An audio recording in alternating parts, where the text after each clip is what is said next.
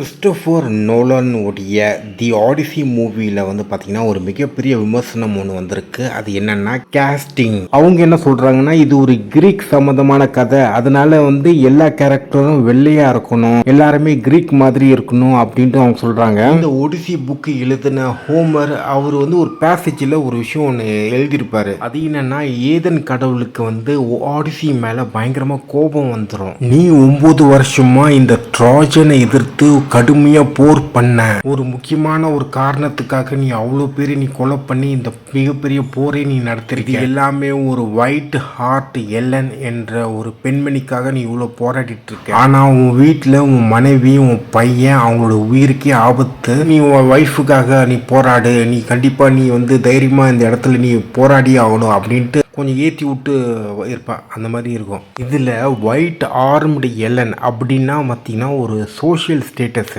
அதாவது இந்த ராயல் ஃபேமிலியில் இருக்கிறவங்கலாம் பார்த்தீங்கன்னா வெயிலில் வந்து ஒர்க் பண்ண மாட்டாங்க மற்ற உமன் மாதிரி. இந்த கிரீக் உடைய ராயல் ஸ்டேட்டஸ் உமன் வந்து எப்படி இருப்பாங்கன்னா, அவங்களுடைய ஹோல் பாடியும் வந்து பார்த்தீங்கன்னா கம்ப்ளீட்டாக கவர் பண்ணியிருப்பாங்க. அவங்களுடைய கை ஆர்ம்ஸ்லாம் இருக்குல்ல, அது மட்டும் கவர் பண்ணியிருக்க மாட்டாங்க. அது வந்து ஒரு சோஷியல் ஸ்டேட்டஸ். அது வந்து white colour, white skin colour, purity அந்த மாதிரி குறிக்கிறதா அர்த்தம் கிடையாது. அந்த ஹோல் ஸ்டோரியும் வந்து பார்த்தீங்கன்னா ஒரு மித்தாலஜி. அண்ட் கிறிஸ்டோபர் நோலன் வந்து அவரோட ஸ்டைலில் சொல்லியிருக்காரு. அவ்வளோ கிரீக்குக்கார மட்டும்தான் அந்த படத்தில் நடிக்கணும் அப்படின்ட்டு அடம் பிடிக்கிறானுங்க. இந்த படத்தில் வந்து டாம் ஹாலண்ட் அவர் நடிச்சிருக்காரு. அவர் என்ன கிரீக் அந்த வம்சாலியை சேர்ந்தவரா? அப்புறமா மேட் டேமன் அவரும் நடிச்சிருக்காரு. அவர் என்ன கிரீக் வம்சாலியை சேர்ந்தவரா?